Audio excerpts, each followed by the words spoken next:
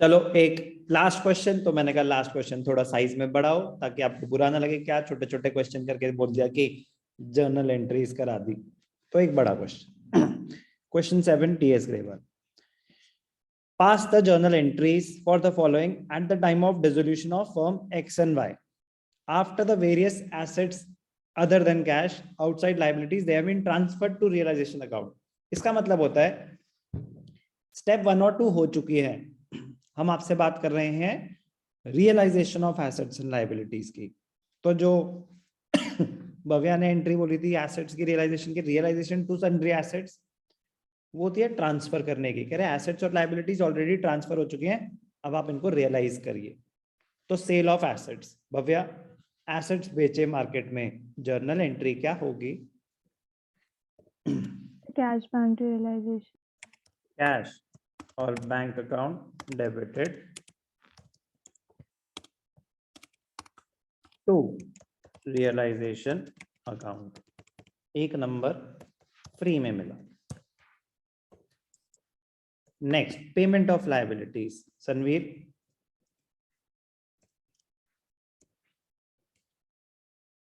Sanveer 10,000 payment of realization debit to liabilities, sundry liabilities. Very good. Japna payment of liabilities 7B। Japna जल्दी बोल, है क्या जपना हमारे साथ?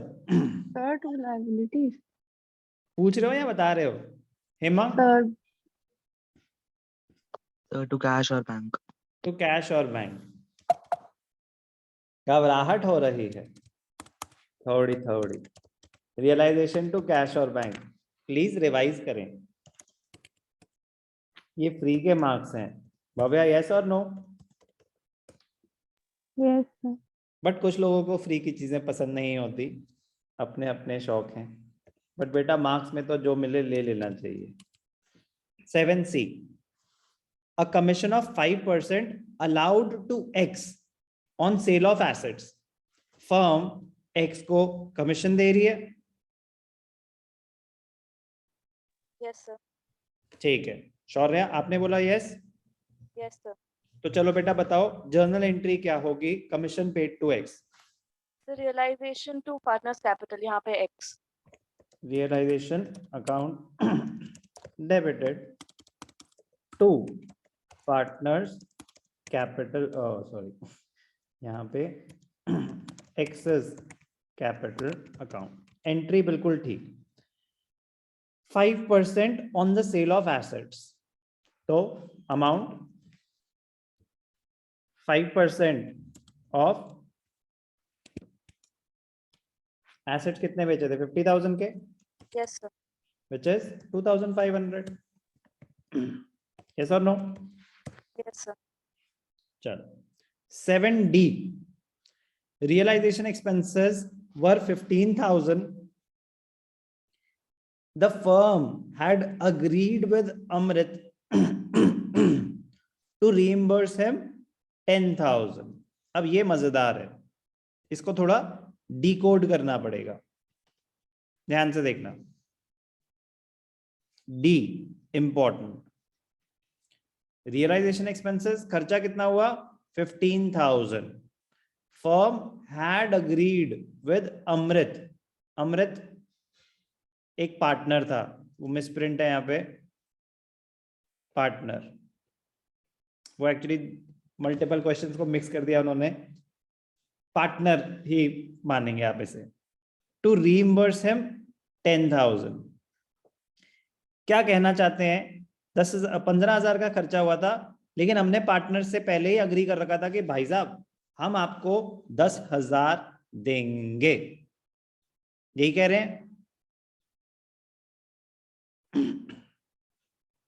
Yes, sir. I have agreed with you to reimburse you 10,000. खर्चा हो गया 15,000। Who will bear those 5,000? Partner. Partner. Who must have paid those expenses? Firm. If nothing is mentioned, तो जिसको बेयर करने चाहिए वही पे करता है इफ नथिंग इज मेंशन्ड। तो यहाँ पे ये मेंशन्ड है कि पे किसने करे?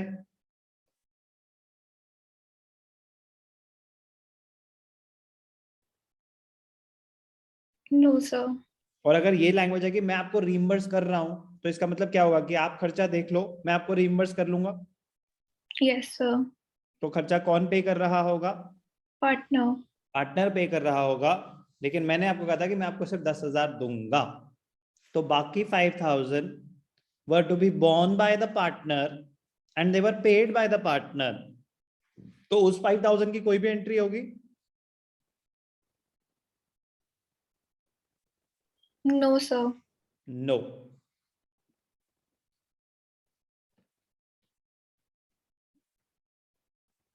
इसकी बात हो रही है balance 5,000 were to be borne by the partner and must have been paid by the partner, क्योंकि उसकी हमें कोई इंफॉर्मेशन ही नहीं है। तो क्या हुआ? 10,000 की रीइंबर्समेंट, मतलब फर्म ने पार्टनर को कितने पैसे देने हैं? 10,000. तो फर्म का खर्चा कितना माना जाएगा? 10,000. तो realisation account debited to Amrit capital account. वो क्वेश्चन का फॉर्मेशन एरर है कि ऊपर एक्स एंड वाई और यहाँ पे अमृत कौन आ गया? वो पार्टनर ही था, वो नए एडिशन में उन्होंने नाम चेंज कर देते, तो वो थोड़ी बहुत गलती हो जाती है, उनसे माफ किया जाए। क्वेश्चन बड़ा इंटरेस्टिंग था। क्लियर? Yes, sir. चल, किसकी आवाज नहीं सुनी हमने आज? आज हमने तरंग। Yes sir. Employees provident fund, मजेदार बट वेरी वेरी इजी। क्या नेचर होता है एम्प्लॉइज प्रोविडेंट फंड का? इज इट अ रिजर्व और अ liability? Sir liability. Very good. It is not a reserve, it is a third party liability. तो employees provident fund है 10,000, कुछ नहीं बोल रहा मैं, तो क्या रूल होता है लायबिलिटी का? At the time of dissolution it must have been paid और not? Sir yes sir, pay करेंगे। At sir book value. Correct. तो paid at book value. Journal entry क्या होगी? Sir realisation account to cash और bank account. Full सही जवाब, realisation to cash और bank. और बुक वैल्यू क्या थी? 10,000। क्या yes sir.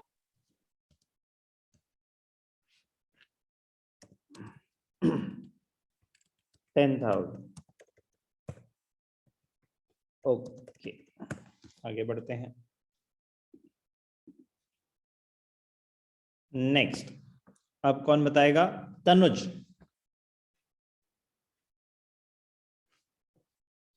Yes sir. Easy but interesting. 7 का F। Z, a debtor whose account of 6,000 was written off as bad debt earlier। तो क्या हमारी बुक्स में एग्जिस्ट करता है ये? No sir. तो हमारे लिए क्या हो गया? ये एक अनरिकॉर्डेड एसेट, हमारी बुक्स में ये एग्जिस्ट ही नहीं करता। Now he paid 60% of the amount. ये जितना भी दे दे भगवान का प्रसाद है, क्योंकि हमारी बुक्स में तो एग्जिस्ट ही नहीं करता, हम तो इसको राइट ऑफ कर चुके हैं। Yes sir. तो इसने कितने पैसे दिए? 3,600। मैंने लेने थे 6,000 बट मैं उसको राइट ऑफ कर चुका हूं, अब मुझे मिले 3,600। जर्नल एंट्री क्या होगी? 6,000 से होगी या 3,600? सर 3,600। तो 6,000 से तो मुझे कोई लेना देना ही नहीं है, वो तो एग्जिस्ट ही नहीं करते मेरी बुक्स में। मुझे मिले 3,600, तो एंट्री होगी 3,600 से। एंट्री क्या होगी बेटा? Sir cash bank debited to realisation account. सही जवाब, कैश और बैंक डेबिटेड टू कैश और बैंक डेबिटेड टू रियलाइजेशन। एक लाइन नीचे थोड़ा नीट लगेगा। क्या अमाउंट था? 3600। Entry clear? Easy? Interesting? Yes, sir. Okay, सुहानी।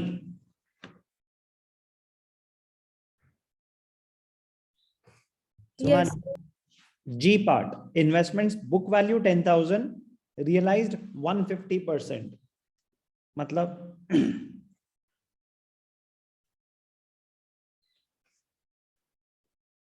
सुहानी। Sir, sir, so पता नहीं। नो प्रॉब्लम, इजी है, दिमाग पे जोर डालो। सिद्ध, Sir, revalued at 150%. यहाँ पे रिवैल्यूएशन का कोई लेना देना नहीं है, रियलाइज, बेच दिया हमने, रियलाइज्ड। सिद्ध, कुछ कहना चाहोगे? Suhani is looking for an expert opinion. Sir journal entry तो याद नहीं है पर 15,000। हाँ बेटा, 15,000 तो बिल्कुल सही है, बट करूँ क्या उसका?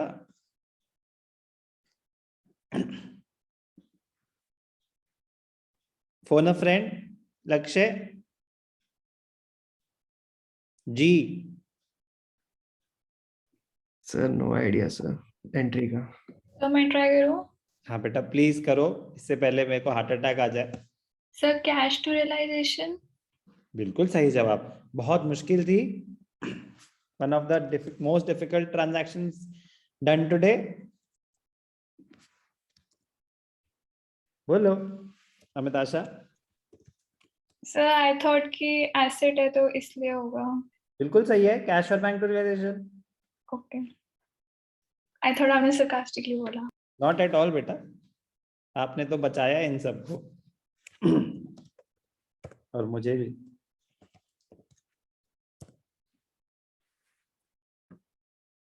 बहुत आसान था, रियलाइजेशन ऑफ एसेट्स, कैश और bank to realisation. Okay Okay, sir. चलो रिपीट टेलीकास्ट देखते हैं। हर्षिता ध्यान से सुन रही है कि नहीं? सुन रही है हर्षिता? Yes sir. तो बता बेटा, H part, realization expenses were 10,000. The firm had agreed with Krishan, a partner, to reimburse him up to 7,500. सुनी सुनी सी है? Yes sir. तो बताओ, फर्म का खर्चा कितना? 10,000। पढ़ो आगे। The firm had agreed with Krishan, a partner, to reimburse him up to 7,500. इसका मतलब who was supposed to bear these expenses? Firm was, but Krishan spent the money. No, who was? Firm was supposed to bear. But the firm had agreed with Krishan to reimburse him. इसका मतलब क्या हुआ कि भाई साहब आप खर्चा करो, हम आपको इतने पैसे देंगे। तो मैं आपको एक तरह से इतनी रिइंबर्समेंट कर रहा हूं, खर्चा अभी किसको पे करना है? कृष्ण को। कृष्ण को। जितना मर्जी हो, फर्म कितना देगी? 7,500। तो फर्म आपको 7,500 देगी, खर्चा जितना मर्जी हो। खर्चा कितना हुआ? 10,000। तो बाकी 2,500 कौन बेयर करेगा? कृष्ण। किसने पे करे होंगे? कृष्ण। तो उस 2,500 की कोई रेफरेंस, कोई एंट्री आएगी?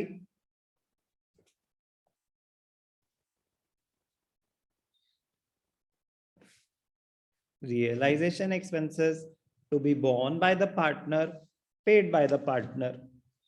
क्या उस 2,500 की कोई एंट्री आएगी? नहीं सर। तो सिर्फ 7,500 की एंट्री आएगी। फर्म का खर्चा है, फर्म ने यस सर। इनको देने 7,500। Yes sir. ठीक है। डी और एच एग्जैक्टली सेम कॉन्सेप्ट था। 7 ओ भाई क्या टिक टिक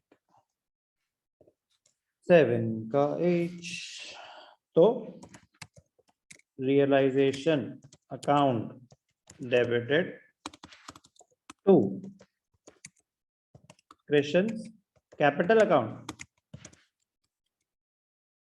कितना 7500. 500 कोई भी डाउट No, sir. अच्छा क्वेश्चन था बट इजी क्वेश्चन था क्वेश्चन नंबर 7